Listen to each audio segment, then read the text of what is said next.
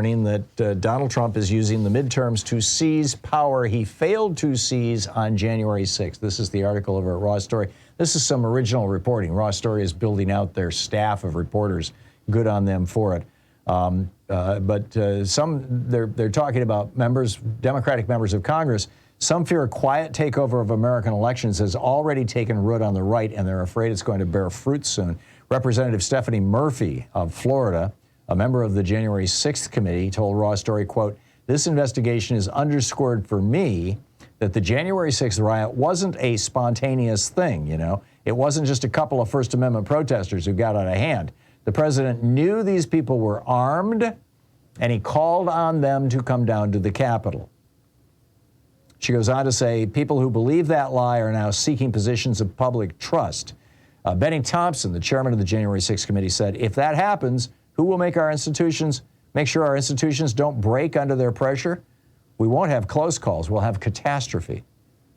And now Trump has tripled down.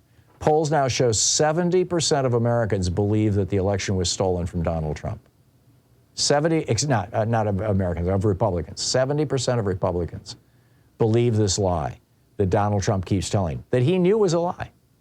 This is how it works in banana republics. You know, we don't have a lot of coverage in America about the politics in Nicaragua or Honduras or El Salvador, but this is how it works. The party that wants power discredits the system by which power is gained and goes outside that system to seize power, whether it's through a military coup, whether it's through disempowering people from voting, whether it's through rigging the voting systems, whatever it may be. Trump told the Secret Service, "I don't effing care if they have weapons. They're not here to hurt me." When he wanted the protesters that he knew were armed. The Secret Service had told him, these people are carrying guns.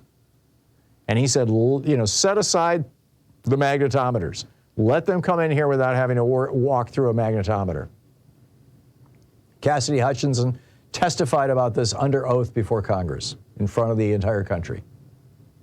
He knew these people had guns. He was expecting violence on January 6th. He wanted violence on January 6th. I believe that he wanted Nancy Pelosi and Mike Pence to be assassinated. And I believe that when we finally get to the bottom of this, if we do, we're going to discover that some of these militia groups had that as their mission. Nancy, where are you, Nancy? They were looking to kill her. Because once she's gone, and once Mike Pence is gone, then Donald Trump could declare a state of emergency, and if Mike Pence is out of the way, the president pro tem of the Senate becomes Chuck Grassley. And Chuck Grassley, in an interview the day before January 6th, said that if anything were to happen to Mike Pence, he's happy to count the votes. And Chuck Grassley is an election denier. He would have counted the votes and said, you know, I'm not going to trust these. I'm going to throw these out. We're going to give the election to Mr. Trump. And I don't know why nobody's talking about this. Chuck Grassley's on television saying this.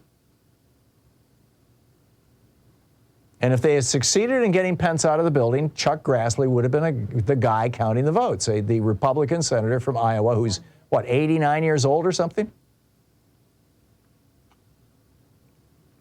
Representative Sarah Jacobs of California. She said it's a very common tactic to have militia groups who are at arm's length that you can direct but not control. Then you can claim you have no responsibility over who ends up actually committing the acts of violence. This is very common. This attempted coup seems expertly designed. She said, which is why it's important we not only have hold accountable the people who committed acts of violence, but the people who encourage and incite it as well. I don't think that we're going to have another armed insurrection. They don't need that now.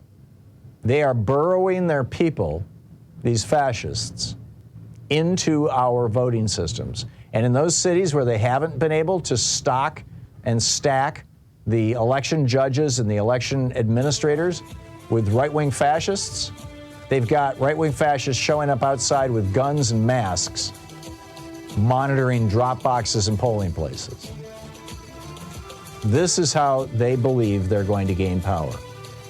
So I'd put it out as a question.